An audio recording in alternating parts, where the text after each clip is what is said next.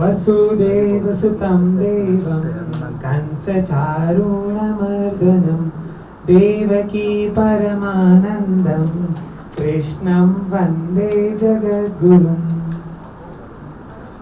ये जो मंत्र तो आप लोगों ने कई बार सुना होगा, पर जब इस संस्कृत के मंत्र को मैंने बार बार इसके ऊपर मनन चिंतन किया तो मुझे इसमें एक बहुत ही गहरा एक सत्य मुझे मेरे अंदर उजागर हुआ, तो मैं आज आपके समक्ष वो साझा करना चाहता हूँ।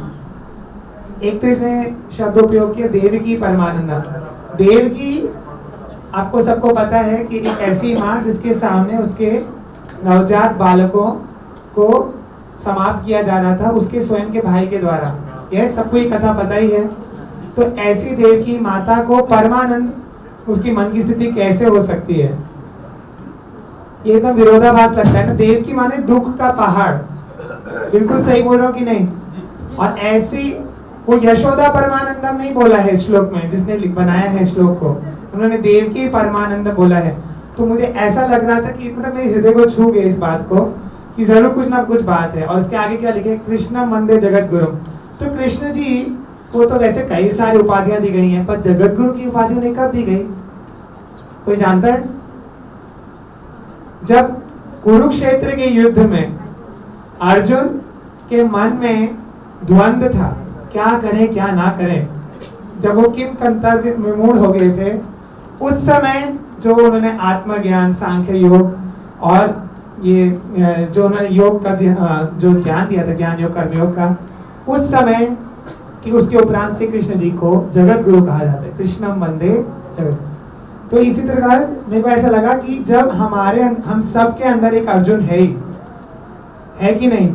हम लोग कभी ना कभी जीवन के इस किसी न किसी मोड़ पे हम ऐसी स्थिति में अपने आप को पाते हैं कि क्या करें क्या ना करें, और बड़ी मुसीबत आ गई, कैसे इसका सामना करें, खुद की शक्ति पे संदेह होने लगता है। अर्जुन के कंधे पे से उसका गांडी फिसल के गिरने लगा था।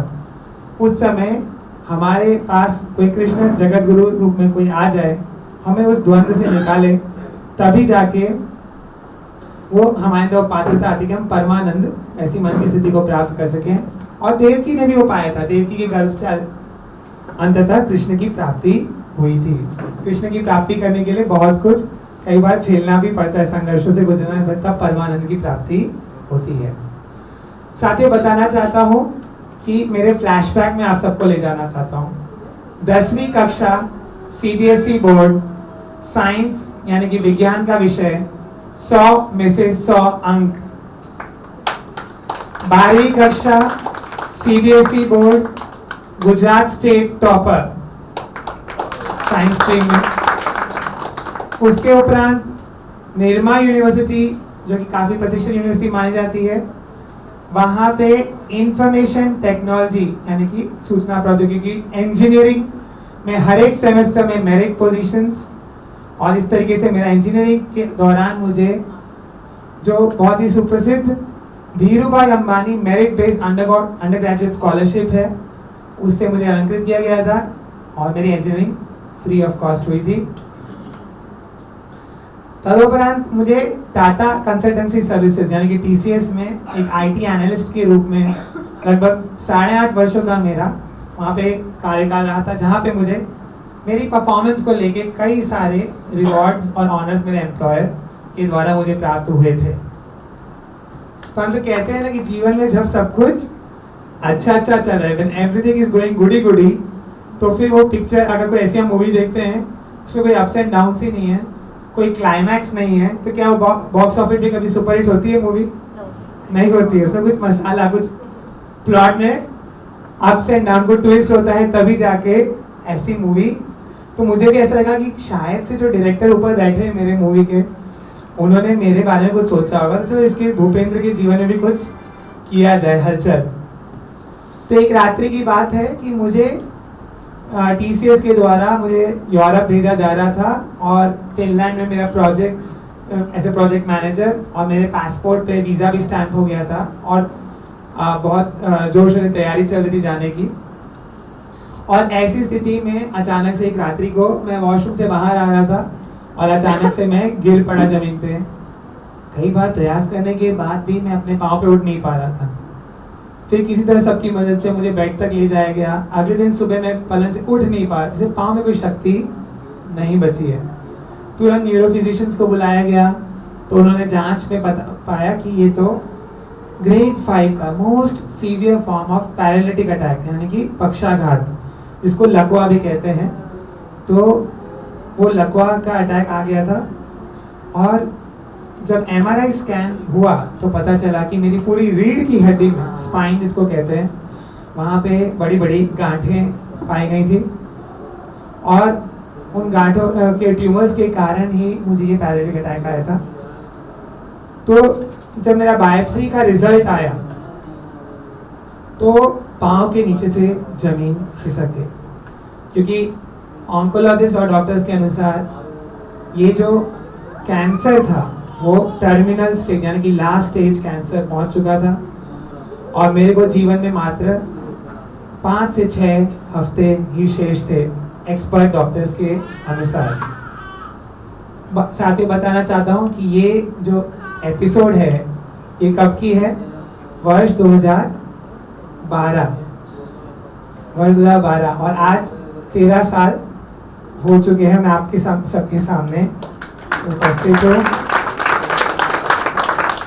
कैंसर, जो लास्ट स्टेज कैंसर था, उसको जब हम लोगों ने तुरंत मेरी माताजी और पिताजी की आंखों में मैंने देखा कि एक अजीब सा जुनून था माँ पिताजी की आंखों में कि नहीं, चाहे कुछ भी हो जाए, हम अपने बेटे को इस दुनिया में बिना ट्रीटमेंट या इलाज के जाने नहीं देंगे।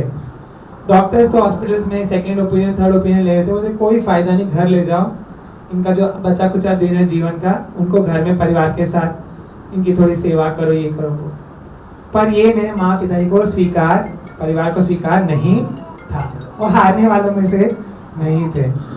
तो अल्टीमेटली किसी तरह से मेरे एक हॉस्पिटल में अहमदाबाद का जो GCRI है सिविल हॉस्पिटल, वहाँ पे वो लोग मान गए, मेरे को एडमिट किया गया। और उन्होंने जब फाइल पे लिख रहे थे डॉक्टर्स, तो उन्होंने देखा कि अगला ही दिन जब वो कीमोथेरेपी और रेडिएशन लिख रहे थे मेरे बारे में, तो उन्होंने पाया कि अगला ही दिन मेरा जन्मदिन था। डॉक्टर्स को लगा कि ये मेरे जीवन का आखिरी जन्मदिन है। तो उन्होंने फिर से हमारे माँ की हिम्मत को टटोलने के लिए पिता परिवार को बोला कि ये इसका जन्मदिन है, तो इसको क्यों आप इसको घर ले जाइए, जन्मदिन में उसके एक दिन बाद आ जाएगा। तो डॉक्टर को लग रहा था ये तो कोई फायदा नहीं उनकी, तो क्या ये लोग मानने वाले हैं नहीं, इसलिए हम लोग कुछ भी लिख देते हैं फाइल पे। पर डॉक्टर्स ने, मेरी माँ ने मेरी तरफ देखा कि तुम क्या चाहते हो बेटा, तुम घर में जाना चाहते हो कि? तो मैंने तुरंत मेरी माँ की आंखों में आंखें डाल के देखा, बोला कि माँ, मैं एक योद्धा की तरह अंतिम सांस तक ये लास्ट स्टेज कैंसर से लड़ूंगा, और जो ये मेरा शत्रु है हर एक क्षण मेरे शरीर में फैल रहा है, तो क्यों मैं उसको ज़्यादा समय दूं? सबसे बढ़िया जन्मदिन का गिफ्ट मैं अपने आप को दूंगा कि मैं मेरे बर्थडे के दिन ही मेरी कीमोथेरेपी रेडिएशन स्टार्ट करूंगा। और ये मैंने मेरा निर्णय लिया, तो वो डॉक्टर्स लोग के अंदर भी एक जोश आ गया, क्योंकि ये माँ बेटे की जोड़ी कुछ अलग ही है। और उनको भी फिर एक कहते हैं ना कि कुछ ऐसे पेशेंट होते जो पूरे टाइम विलाप करते रहते हैं, हाय हमारे साथ क्यों हुआ, मेरे बेटे के साथ, मेरा जवान बेटा मुझे जा, ऐसे कभी ना रोना धोना मेरी माँ ने किया, ना पिताजी ने, परिवार ने, ना मैंने कभी कुछ उनको ये अवसर दिया। चेहरे पे एक स्माइल हमेशा रहती थी। तो ये कहाँ से आया, ये जो शक्ति थी, आंतरिक शक्ति, तो मैं बहुत धन्यभागी हूँ कि कैंसर होने के कुछ वर्षों पहले ही मुझे एक अवसर मिला था, एक आध्यात्मिक शिविर, और वहाँ पे मुझे मेडिटेशन यानी कि ध्यान, प्राणायाम ध्यान जो कहते हैं उसको, I was introduce to that, और मुझे उसका परिचय हुआ था और उसका मैं सतत अभ्यास कर रहा था। तो ये हम कहते हैं कि आज आप लोग जो ये 5 दिन सीखने वाले हैं, you guys have got no idea, आप लोगों को ज़रा भी अंदाज़ा नहीं है कि कब जीवन के किस मोड़ पे आपके या आपके माध्यम से आपके चारों तरफ किसी और के जीवन में आप कहते हैं ना कि पूरा मिरेकल्स या कि अभूतपूर्व परिवर्तन अपने जीवन में ला सकते हैं। ये आपका सबसे बड़े 5 दिन जीवन के अनमोल इन्वेस्टमेंट है। मैं एक रेगुलेटर हूँ, RBI में हूँ, तो ये रिटर्न ऑन इन्वेस्टमेंट इसका इनफिनाइट है, अनंत। तो इसके एक एक क्षण का आप पूरा सदुपयोग कीजिए। आगे मेरी जर्नी को मैं संक्षेप में बोलूँगा, क्योंकि मुझे बताया गया कि मुझे दोबारा भी एक बार अवसर मिलेगा आज, तो बस थोड़ा सा और मैं लूँगा समय, 2-3 मिनट। तो जब मेरी ट्रीटमेंट शुरू किया, अल्टीमेटली डॉक्टर्स ने फाइल में लिखा कीमोथेरेपी चल रही थी, रेडिएशन, 11 से 12 महीने तक मैं हॉस्पिटल में मेरा इलाज चल रहा था। लास्ट स्टेज कैंसर और ग्रेड 5 पैरालिसिस, पाँव का एक अंगूठा भी नहीं हिला पाता था, बिस्तर पे पड़े रहना। और आप समझ सकते हैं ऐसी स्थिति में मन की क्या स्थिति हो सकती है। अगर आपके पास ध्यान की, आध्यात्म की, मैं कौन हूँ, मेरे अंदर मैं वास्तविक में शरीर नहीं हूँ, ये जो पीड़ा हो रही है मेरे शरीर को हो रही है, ये मेरी आत्मा को नहीं हो रही है, मैं इससे परे हूँ। एक साक्षी भाव से अपने आप को देखना, अपने शरीर को, कि शरीर में जो तड़प है, असहनीय दर्द है, ये मैं तो नहीं हूँ। तो इस तरीके से अपने आप को देखना उस समय, ये उसका एक जीता जी एक उदाहरण में कह सकता हूँ कि वो आध्यात्मिक शक्ति के बिना ये बिल्कुल भी संभव नहीं था कि ये नैया पार लग पाती और मैं आज आपके सामने बैठता। अगर वो आध्यात्मिक की डोर मेरे पास नहीं होती तो मैं कब का डूब गया होता। जो डायरेक्टर ने स्क्रिप्ट लिखी होती थी वो कुछ और होती। तो अल्टीमेटली जब मैंने 11-12 महीने 2013 में मुझे एक वो दिन आया, शुभ दिन, जब मुझे 100% कैंसर के ऊपर विजेता घोषित किया गया। और वो दिन का इतना अधिक प्रतीक्षा थी मेरे पूरे संपूर्ण परिवार को कि पूरे हॉस्पिटल में मिठाइयाँ बांटी गई, केक काटा गया। और उस समय भी मैं पैरालिसिस से जूझ रहा था, दिन में 3 बार फिजियोथेरेपी आते तो भी, कि मैं वो वॉकर आता है ना, वो स्टील का एक फ्रेम जैसा, उसको यूज करके बेबी स्टेप्स, छोटे छोटे कदम लेना सीख रहा था। उठना बैठना पलंग पे से किसी का हाथ पकड़े बिना। आज मैं आराम से चेयर पे से अपने आप उठ रहा हूँ, बैठ रहा हूँ बिना किसी। तो उस समय जब पैरालिसिस होता है तो ये बहुत बड़ी बात हो जाती है। सब छोटी छोटी चीज़ें में हम लोग टेकन फॉर ग्रांटेड ले लेते हैं, कहते हैं। तो परंतु मैंने तुरंत, मेरे आंखों में सपने थे कि मैं मेरा आईटी करियर फिर से ज्वाइन करूंगा, पर मेरे आंखों को धुंधला दिख रहा था उस समय। जो हॉस्पिटल के वार्ड में टीवी थी वो देख नहीं पा रही थी ठीक से। मेरे बाजू में जो बैठते थे, जब तक मैं एकदम पास में नहीं बैठते थे, जैसे अभी आदरणीय राजपूत सर बैठे, इतने करीब कोई बैठते थे तो ही मैं उनको पहचान पाता था। थोड़े दूर होते थे तो सिर्फ आउटलाइन दिखती थी। तुरंत मैंने मेरे पेरेंट्स को बोला कि माँ, घर जाती मुझे मेरे नए चश्मे, आई चेकअप कराना है। पहले मैं चश्मा पहना था, तो जब आई चेकअप के लिए, तो आई डॉक्टर्स ने जब मेरा जांच किया तो फिर से उन्होंने कुछ ऐसा कहा कि हमारे पूरे परिवार पे कहते जैसे बिजली गिर गई। हमें बिल्कुल भी अंदाजा नहीं था। उन्होंने जब ये कहा कि अभी आपकी आंखों की जो नस है, कुछ कैंसर ड्रग्स के साइड इफेक्ट से, रेडिएशन से, या जो भी कुछ है, आपके आई कंडीशन ऐसी कुछ इरिवर्सिबल हो गई कि वो डैमेज हो गए हैं, इसका कोई भी इलाज संभव नहीं है और अगले 1-2 महीने में आप पूरी तरह से दृष्टिबाधित हो जाएंगे, 100% ब्लाइंड।